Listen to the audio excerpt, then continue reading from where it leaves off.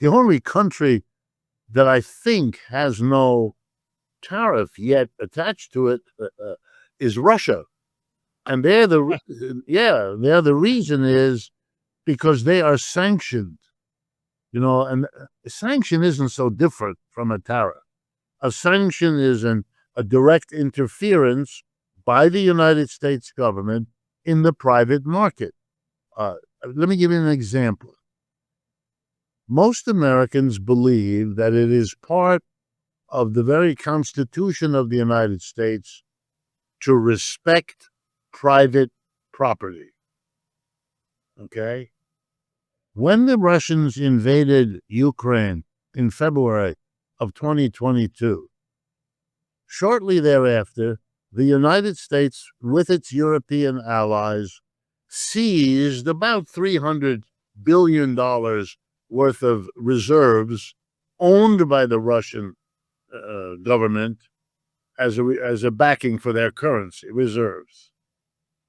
Now, that's violating the rule of private property. No war had been declared between the United States and Russia, or between any country and Russia other than Ukraine. And so this was non-combatant, non-warring parties taking the wealth of a country involved in a war with somebody else. Now, what's going on here? Well, the answer is, in the American government mentality, and I'm talking now about the Biden government, but it doesn't really matter. The idea was the way you're going to get Russia to withdraw from Ukraine is by punishing it economically, taking advantage of the fact that Russia is smaller economically than the United States by a lot, smaller than the United States by population, therefore even more small relative to the United States and its major allies, the so-called G7. And so the plan was, we're going to hit them with the mother of all sanctions.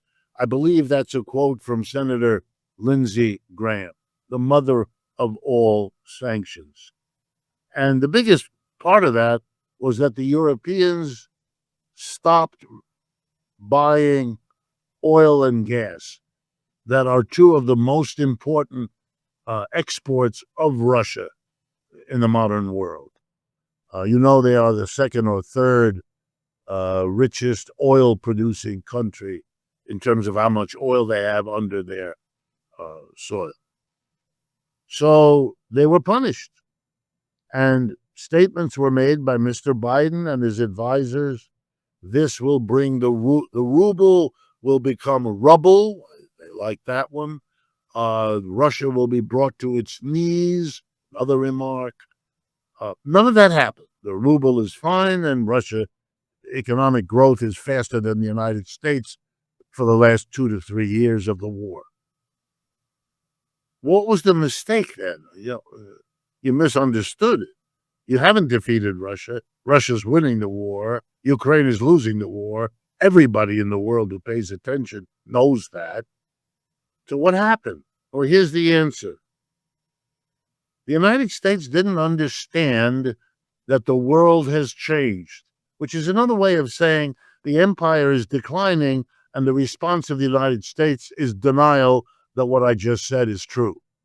And therefore, we don't have to think like that or worry about it. Not happen. It's a what is that lovely phrase? It's a nothing burger. It doesn't count. Well, what Russia did, to explain to everybody, what Russia did proved the decline of the American empire. Russia found others to buy the oil and gas that they could no longer sell to Germany and the rest of Europe. Because the Germans couldn't get cheap energy from Russia, their economy collapsed. They're in recession now. From being the country whose economy was the motor of Europe, They're now the caboose that's dragging the rest of Europe down. What happened? Did the Germans suddenly become goofus? No, they lost cheap energy. It wasn't the only reason. The Chinese, which was a big market for German industry, doesn't need Germany anymore. They do it themselves. Between losing the market from Germany and losing the cheap energy from Russia, Germany is last week's Wonder Bread, is done. And if you look at their government, you will watch chaos disintegrating literally in front of you, especially now with Mr. Merz, who's used to be the German man running the BlackRock administration for the United States. In any case, here's the truth of it. Russia found other buyers for oil and gas. Who are the other buyers? India and China. And what's their relationship to Russia? They're part of the BRICS. Russia, China, India have built up an alliance that allows them to the United States. You know what that means? The empire is over. It can't handle this. It is making one strategic miscalculation after another. You should have understood what the Russians can do with their allies, India and China, but you didn't. You were sure you could stop the Russians, but you couldn't. And now you're sitting here about to go to Alaska and have yet another conversation with Mr. Putin, where he basically tells you you can't do what you used to do. You're not what you were in the 1960s, 70s, 80s. You were, at that point, something tremendous that came out of World War II, while the rest of us were trying to fix all the war damage. You were dominant. The dollar had to be the world currency. But it doesn't anymore, and it isn't anymore. And you've got to understand it, because if you don't, you're going to be defeated like you are in Ukraine. You know, the United States entered Vietnam. The enemy was the Communist Party of Vietnam. That war happened. Now that war is over. The United States left. Who has run Vietnam since that war? The Communist Party of Vietnam. We lost. They won. If you go to Afghanistan, we fought the Taliban. Who has run that country since the United States was driven out? The Taliban. They won. We lost. I could go on. At a certain point, the message has to sink in. We're losing in Iraq. We're losing in Ukraine. What does that mean? You're going to really attribute each of these to some special circumstance, or you're going to have the courage to ask, is there something going on? I think I've discussed with you before. Russia's part of the BRICS. The United States is 4.5% of the world's population. The current membership of the BRICS is over half the population on this planet.